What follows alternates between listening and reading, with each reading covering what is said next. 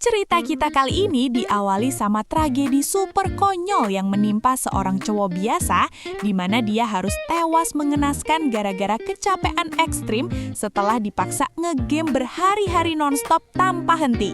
Alasannya, asli bikin geleng-geleng kepala cuy. Adik preweknya yang manipulatif parah sengaja meres dia pakai koleksi buku Boys Love rahasia. Sang adik ngancem bakal ngadu ke emak mereka dan nuduh kalau buku-buku Nista itu punya si cowok, kecuali dia mau namatin game itu 100% selama si adik asyik liburan nyantai ke luar negeri. Apesnya, biarpun labelnya otome game, yaitu game kencan cewek yang isinya cowok-cowok tampan penguasa kerajaan, game ini ternyata nyimpen mekanik RPG yang brutal abis. Pemainnya dipaksa tempur di udara pakai power suit dan armada kapal terbang dengan tingkat kesulitan yang di luar nurul alias nggak masuk akal. Saking frustasinya lihat layar game over terus-terusan, si protagonis kita akhirnya nyerah dan milih jalur instan pay to win. Dia rela nguras dompet pribadinya buat beli cash item termahal, wujudnya pesawat luar angkasa kuno berstatus overpowered biar penderitaannya cepat kelar. Setelah 2 hari penuh nyiksa diri sampai matanya siwer demi dapat reverse harem end dan ngelengkapin semua koleksi CG, dia akhirnya bangkit dari kursi buat keluar rumah. Tapi naas banget, keseimbangannya oleng, dia jatuh dari tangga dan langsung menemui ajalnya secara tragis di tempat. Eits, tapi tunggu dulu, kematian ternyata bukan akhir dari segalanya. Tiba-tiba aja dia terbangun di padang rumput di atas pulau yang melayang, reinkarnasi jadi bocil umur 5 tahun bernama Leon Vo Bartford. Makin lama ingatan dari kehidupan masa lalunya mulai meresap dan dia sadar akan kenyataan yang lebih serem dari neraka. Dia sekarang hidup di dalam dunia otome game yang absurd yang baru aja namatin riwayatnya itu. Chapter 1, realita dunia isekai yang bikin emosi jiwa. 10 tahun kemudian, Leon yang udah jadi remaja harus nelan pil pahit di dunia fantasi yang gila banget. Sistemnya ekstrim menganut matriarki, di mana cewek-cewek megang kendali penuh atas kekuasaan politik dan sosial. Cowok cuma dianggap prajurit kroco atau kuli kasar yang dituntut cepet-cepet cari pasangan sebelum umur 20 tahun. Kalau nggak laku, bakal dicap produk sisa dan dipaksa nikah sama nenek-nenek. Nasib Leon di sini juga ampas banget.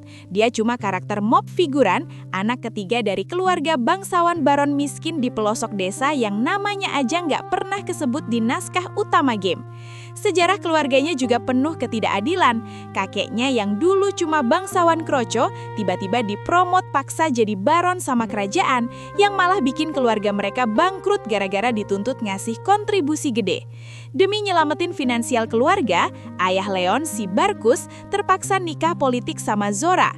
Zora ini wanita bangsawan songong dari ibu kota yang secara teknis jadi istri sah, sementara ibu kandung Leon cuma dianggap sebagai wanita simpanan. Zora benci banget sama keluarga Leon di pedesaan, asyik hidup hedon bergelimang harta di ibu kota pakai duit Barkus, dan parahnya lagi, dia terang-terangan melihara pelayan dari ras demi human elf buat dijadiin kekasih-kekasih gelapnya. Konflik pun pecah dan mendidih pas Zora tiba-tiba dateng ngunjungin pulau mereka cuma buat ngejatuhin vonis mati berkedok perjodohan ke Leon. Leon kaget setengah mati pas lihat foto calon istrinya. Ternyata cewek tuwir umur 50 tahun yang udah nikah 7 kali anjir. Otak cerdas Leon langsung nangkap niat busuk di balik perjodohan ini. Zora ngerencanain Leon dinikahin terus dikirim ke medan perang pakai status bangsawannya biar mati tragis. Kalau Leon tewas, si janda tua sama Zora bisa ngeklaim duit kompensasi asuransi militer dari kerajaan.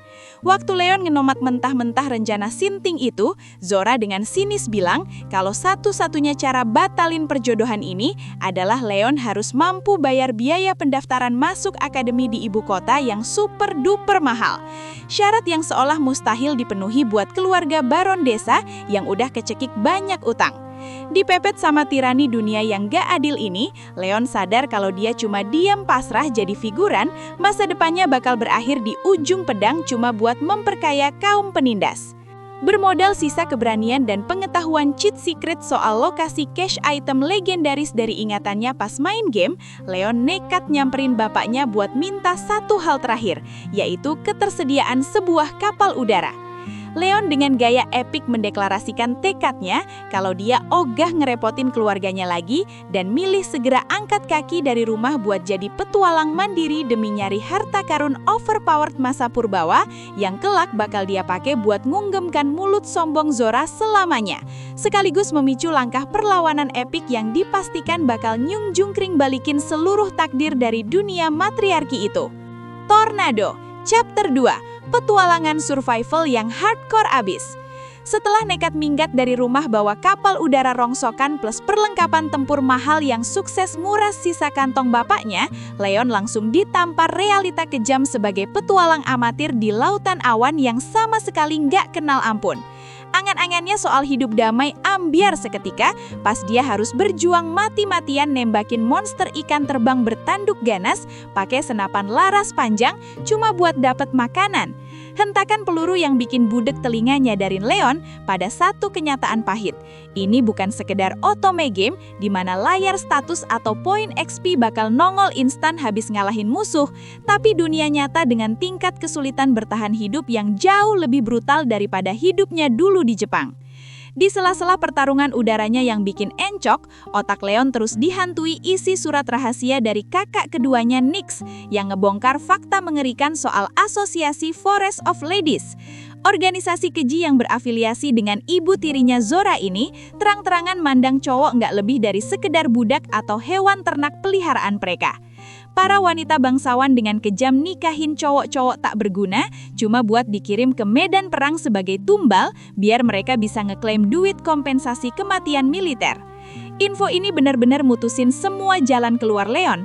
Dia sadar betul kalau milih kabur ngumpit di pulau terpencil itu sebuah keegoisan yang mustahil dipenuhi.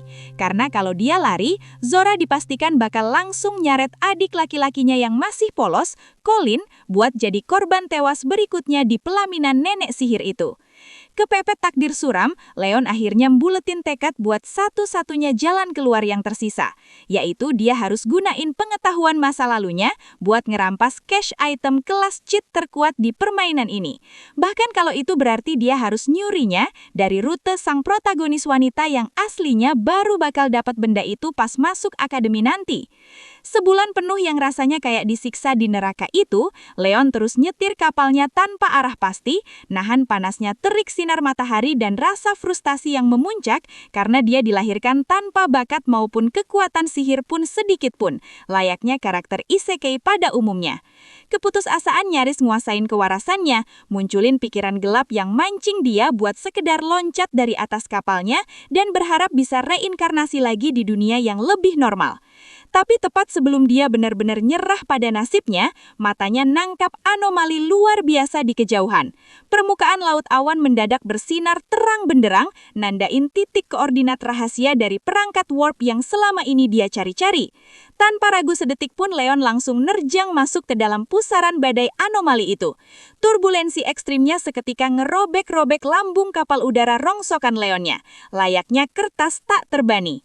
Di tengah kepanikan dan jeritan ketakutan pas kapalnya hancur berkeping-keping di udara, tubuh Leon kepental keras, jatuh berdebam keras nabrak tumpukan puing sama semak belukar di daratan sebuah pulau terapung yang tersembunyi dari peta dunia. Sambil mengerang nahan rasa sakit di sekujur tubuhnya, pemuda itu pelan-pelan buka matanya dan memaksa dirinya buat lihat ke depan, di mana pemandangan luar biasa langsung ngunci tatapannya. Sebuah fasilitas reruntuhan kuno berarsitektur beton futuristik yang sangat kontras dengan dunia fantasi ini berdiri kokoh di hadapannya. Leon gak bisa nyembunyiin senyum lebarnya karena di balik dinding-dinding usang itulah ngumpek harta karun purbawa paling mahal dan paling overpowered dalam sejarah otome game ini. Sebuah senjata mutlak yang kini udah ada dalam genggamannya dan siap dia pakai buat ngancurin seluruh sistem matriarki yang udah nindas dia sekeping-keping. Rocket, Chapter 3, Jackpot gila dan comeback paling epic. Habis mendarat darurat dengan sisa-sisa napasnya di pulau terapung rahasia pada akhir part sebelumnya, Leon kini beraniin diri melangkah masuk ke dalam fasilitas reruntuhan kuno yang pemandangannya justru bikin bulu kuduk berdiri dan nguji akal sehatnya habis-habisan. Alih-alih nemuin dungeon magikal khas dunia fantasi, dia malah disambut koridor metalik berteknologi tinggi penuh kerangka manusia berjas lab. Ada juga mesin penjual minuman otomatis yang super familiar dari kehidupannya dulu di Jepang, dan kartu-kartu identitas usang yang tertulis pakai abjad bahasa Inggris. Ini petunjuk foreshadowing mengerikan yang nyadarin dia kalau dunia otome game ini aslinya dibangun di atas puing-puing peradaban masa lalu yang udah hancur lebur. Nyelusurin fasilitas itu, Leon akhirnya sampai di hanggar jaksa besar dan nemuin jackpot yang dia cari-cari. Sebuah kapal luar angkasa kuno berukuran masif yang kondisinya masih utuh banget tanpa goresan sedikit pun, terongkok diam bagaikan monster baja yang lagi tidur. Tapi belum sempet party ngerayain kemenangannya, sistem pertahanan otomatis fasilitas itu bangkit. Muncul robot security raksasa yang langsung netepin dia sebagai penyusup yang harus segera dibasmi. Leon yang udah hafal kelemahan bos ini dari game, dengan pede banget nembakin peluru magis